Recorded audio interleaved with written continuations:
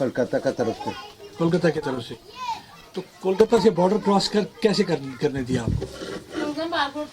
वहाँ बांग्लादेश का कोई आदमी होती है, हाँ, इंडिया का कोई आदमी होती है, मेरे ख्याल में वो लोग लेन देन करती है, पैसे लेते हैं आपसे? पैसा लेते हैं। कितना लेते थे आपसे? पैसे कितने लिए थे उस टाइम? उसी टाइम तो कम था, एक आदमी से 5,000 6,000 रुपया लेता था। 5,000 जो एजेंट थे, एजेंट ने आपसे 5,000 6,000 लिया। हाँ, फिर वहाँ से क्या बोलते हैं? उधर बोला जब जाओ गाड़ी में बैठो,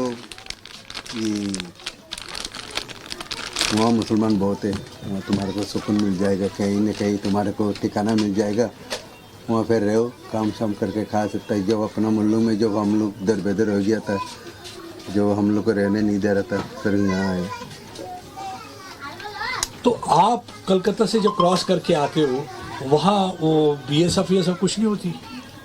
BSF होती है, वो लोग को पैसे वैसे देता होगा सही ना, तो ऐसा वहाँ भी ऐसा लाइन पे तार खड़ा है।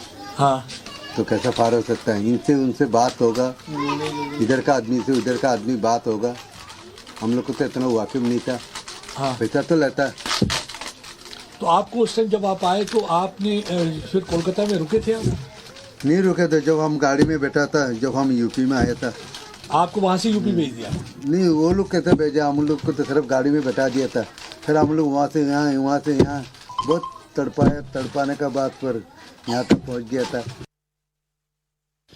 रोहिंग्या को लेकर बांग्लादेश के प्रधानमंत्री शेख हसीना के बयान ने एक बार फिर से अवैध रूप में रह रहे इन शरणार्थियों को लेकर सुरक्षा एजेंसियों के लिए खतरे की घंटी बजा दी है। पिछले कई वर्षों में अगर देखा जाए तो इन शरणार्थियों की जो तादाद है यहाँ पे बढ़ती जा रही है, जिसकी वजह से यहाँ पे सुरक्षा एजेंसियों के कान खड़े हो गए हैं। अगर हम आंकड़ों की माने तो यहाँ इस समय 13,000 के करीब जो रोहिंग्या हैं बसे हुए हैं, जिनमें से 5,086 के करीब जम्मू में रह रहे हैं, 600 से ज्यादा सांबा के इलाके में हैं, कुछ कठुआ के इलाके में, और 7,000 से ज्यादा जो रोहिंग्या हैं कारगिल और लेह के इलाके में। अब सवाल ये पैदा होता है कि इतने वर्षों में रोहिंग्या सारे इलाके छोड़ते हुए जम्मू में क्यों आके बस गए? इस समय मैं जिस इलाके में खड़ा हूं, ये सुंजवा मिलिट्री स्टेशन के करीब है। अगर जहां भी कहीं आप देखेंगे जो ये रोहिंग्या हैं, ज्यादातर या तो सिक्योरिटी इंस्टॉलेशन के करीब बसे हुए हैं या मिलिट्री स्टेशन के करीब बसे हुए हैं। और ये सुंजवा का वो मिलिट्री स्टेशन है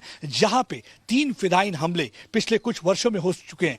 यही एक वजह है कि लगातार कई लोग कह रहे हैं कि इनको यहां से डिपोर्ट करना चाहिए, क्योंकि इंटेलिजेंस इनपुट्स के मुताबिक लगातार लश्कर तोयबा और जैश ए मोहम्मद की पूरी कोशिश है कि इनको वर्गलाया जाए, इनको एक्सप्लॉइट किया जाए और इनको आतंकवादी गतिविधियों में धकेला जाए। यही एक वजह है कि काफी परेशानी का सबब बना हुआ है। अब सवाल यही पैदा होता है कि क्या सरकार इसमें कोई निर्णय लेगी? हालांकि पहली बार सरकार ने कहा था कि कुछ ना कुछ इसमें फैसला लिया जाएगा, लेकिन अभी तक कई वर्ष हो चुके हैं, कोई फैसला लिया नहीं गया। लेकिन हाँ, इसमें एक जरूरत यह भी है प्रॉपर वेरिफिकेशन की जरूरत है कि कुछ ऐसे रोहिंग्या भी हैं जिन्होंने आधार कार्ड बना लिए हैं, कुछ ऐसे रोहिंग्या भी हैं जिन्होंने अपना नाम वोटर लिस्ट में भी दर्ज करा दिया। यानी कि करप्शन की वजह से ये रोहिंग्या जो कि अवैध रूप से यहां रह रहे थे, अब भारत के सिटीजन भी बन चुके हैं।